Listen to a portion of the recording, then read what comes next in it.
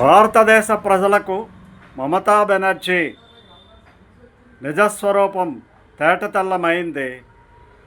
అంతేకాకుండా బెంగాలీల ఆలోచన విధానం కూడా మరొకసారి భారతదేశ ప్రజల ముందు ఉంచబడింది. తను భారత రాజ్యాంగాన్ని ఎంతవరకు గౌరవిస్తున్నది, భారత ప్రజాస్వామ్య వ్యవస్థలపై తనకు ఉండేటువంటి నమ్మకం ఎటువంటిది, తను ఒక రాష్ట్ర ముఖ్యమంత్రిగా ఇంతకాలము చేసి కేంద్ర మంత్రిగా కూడా పనిచేసి ఎంపీలుగా కూడా పనిచేసి అప్పటికీ కూడా తను భారత రాజ్యాంగాన్ని గౌరవించలేని స్థితిలో, భారతం యొక్క రాజ్యాంగ విధానాలను అనుసరించలేని స్థితిలో ఉంది అంటే ఆమె ఎటువంటి మనస్థితిని కలిగి ఉన్నది అనేటువంటి విషయాన్ని గుర్తుపెట్టుకోవాలి. ఒక్క విషయాన్ని అందరూ సోదరులారా గుర్తుపెట్టుకోండి, ఏంటంటే ఆమె అధికారంలోకి దిగిపోయిన క్షణాలలోనే బెంగాల్ అంతటా కూడా కాషాయమయమైంది. జై శ్రీరామ్ నినాదాలతో మారుమ్రోగిపోయింది. భారతదేశంలో 20 రాష్ట్రాలలో ఇప్పటికి అధికారం చేపట్టినటువంటి ఏ రాష్ట్రంలో కూడా ఇంత ఉవ్వెత్తున రెస్పాన్స్ వచ్చినటువంటి రాష్ట్రం ఏదీ లేదు అని చెప్పడంలో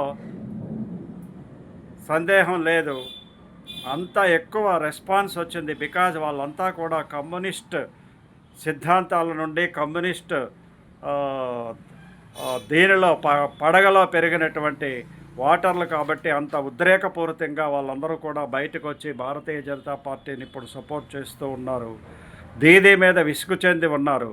అయితే భారతీయ జనతా పార్టీ అధికారంలోకి వచ్చినంత మాత్రాన సరిపోదు. తక్షణమే బెంగాలీ యువకులకు ఉద్యోగాల దగ్గర నుంచి అక్కడ స్థిరమైనటువంటి కేంద్ర ప్రభుత్వ సంస్థల ఏర్పాటు విషయంలో కానీ, మిలిటరీకి చూపినటువంటి స్థలాన్ని వెంటనే ఇవ్వడంలో కానీ 600 ఎకరాలు, అంతేకాకుండా ఏ సంస్థలు అయితే బెంగాల్లో ఇండస్ట్రీస్ పెట్టడానికి సిద్ధంగా ఉన్నాయో అవన్నిటినీ కూడా వెంటనే అనుమతి ఇవ్వడం కానీ, తరువాత భారతదేశంలో మిగతా రాష్ట్రాల్లో అనుసరించేటువంటి కేంద్ర ప్రభుత్వ విధానాలు ఏవైతే ఉన్నాయో అవన్నీ కూడా, ఆ బెనిఫిట్స్ అన్నీ కూడా బెంగాల్ ప్రజలకు వెంటనే అందించడంలో, హిందూ దేవాలయాలు తెరవడంతో పాటు మిగతా మతాలకు కూడా హాని జరగకుండా చూడడంలో భారతీయ జనతా పార్టీ తప్పనిసరిగా తగిన చర్యలు తీసుకుంటుంది.